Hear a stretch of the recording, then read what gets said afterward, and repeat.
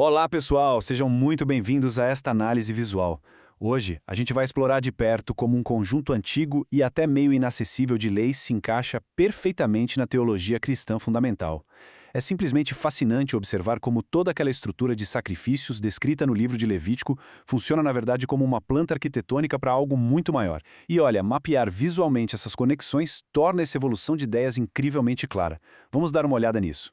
Para guiar a nossa conversa, a gente tem uma estrutura bem direta hoje. Primeiro a manutenção do espaço sagrado, depois os 5 sacrifícios antigos, a nova realidade em Hebreus, como Jesus se encaixa nesses rituais e, por fim, o veredito final, certo? Vamos mergulhar na base de tudo isso. Parte 1. A manutenção do espaço sagrado. O primeiro passo essencial aqui é a gente esvaziar a cabeça e descartar totalmente a nossa mentalidade ocidental moderna. Para entender esses textos antigos de verdade, a gente precisa adotar a perspectiva daquela época e abandonar de vez a ideia de que esses rituais eram só tradições vazias.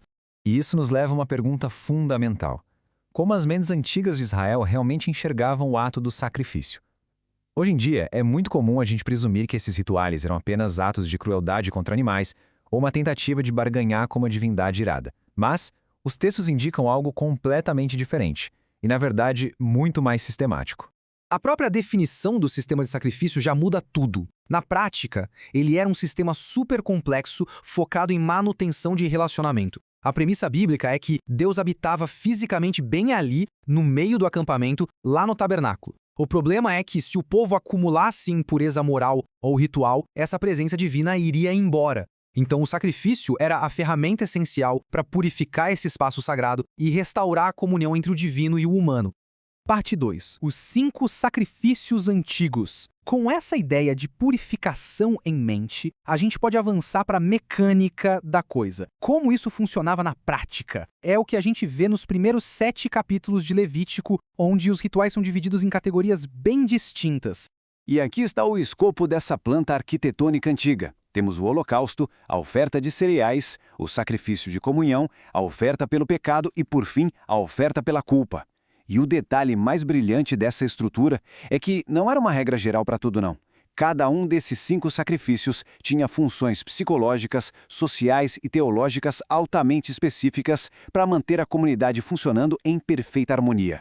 Mas no fim das contas, todos esses 5 rituais se resumem a 2 passos vitais. Primeiro, a expiação, que é basicamente substituição. O texto traz um detalhe muito visual e forte. A pessoa colocava a própria mão sobre a cabeça do animal antes do abate. Isso simbolizava de forma muito direta a transferência de identidade e de culpa. O segundo passo era a manutenção, ou seja, manter a comunidade ritualmente limpa para que a presença divina continuasse exatamente ali. O que nos leva à parte 3, a nova realidade em Hebreus. Agora a gente dá um salto cronológico nos textos até a ponte teológica que o Novo Testamento constrói. É muito fascinante ver que os textos cristãos não simplesmente jogam o sistema antigo no lixo como se fosse um erro. Em vez disso, eles enxergam tudo aquilo como uma sombra que finalmente encontra o seu cumprimento em uma nova realidade. Agora, o que é realmente interessante neste ponto é o que o livro de Hebreus diz. Olha só essa constatação direta no capítulo 10. Pois é impossível que o sangue de touros e bodes remova pecados. Ou seja, o próprio texto deixa muito claro que o sistema antigo era fisicamente incapaz de resolver o problema do pecado de forma permanente. Ele era, no máximo, uma medida temporária. E é aí que entra a grande mudança de paradigma literário e teológico. No sistema antigo, o sacerdote que executava o ritual e o animal que era oferecido eram figuras completamente separadas. A grande sacada dessa nova estrutura é que Jesus assume simultaneamente os 2 papéis. É uma reviravolta fantástica. O oficial que conduz o ritual e a oferta no altar se tornam a exata mesma pessoa. Parte 4. Jesus e os 5 rituais. Agora a gente vai mapear, um por um, essas 5 sombras antigas direto para as realidades do Novo Testamento. Colocar isso lado a lado mostra o quanto essa teologia é incrivelmente precisa. Vamos começar com o holocausto. Em Levítico, o animal era consumido inteiramente pelo fogo. Não sobrava absolutamente nada. Era o símbolo máximo de uma devoção total. Ao fazermos o contraste, o texto de Efésios descreve a vida e a morte de Jesus como um ato de obediência e entrega absolutas. Ele se ofereceu inteiramente a Deus, literalmente sem guardar nada para si. Em seguida, temos a oferta de cereais. Esse era o único ritual sem sangue, feito com farinha e azeite e, detalhe, sem fermento, para mostrar gratidão e pureza. E o livro de Hebreus mapeia isso de forma perfeita para a encarnação humana de Jesus. Ele é retratado como essa vida pura, sem fermento, que significa sem pecado, e que se torna nosso verdadeiro sustento espiritual, algo ilustrado perfeitamente pelo pão usado na última ceia. O terceiro é o sacrifício de comunhão. Imagina isso como um grande churrasco festivo da antiguidade. Era um banquete compartilhado para celebrar que a família e Deus estavam em paz, em total shalom. No Novo Testamento, Jesus é apresentado como essa própria paz e reconciliação. E essa mesma ideia continua hoje, de forma bem direta, através da Eucaristia ou Santa Ceia. Pessoas sentadas juntas ao redor de uma mesa, celebrando em comunhão contínua.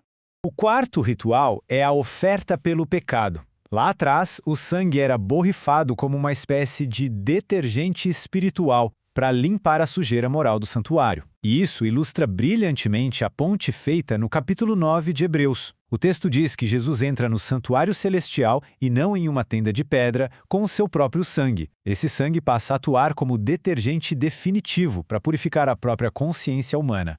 O quinto e último é a oferta pela culpa. O sistema antigo era super prático. Se houvesse algum roubo, exigia-se a devolução do valor, mais uma multa de 20% e um carneiro.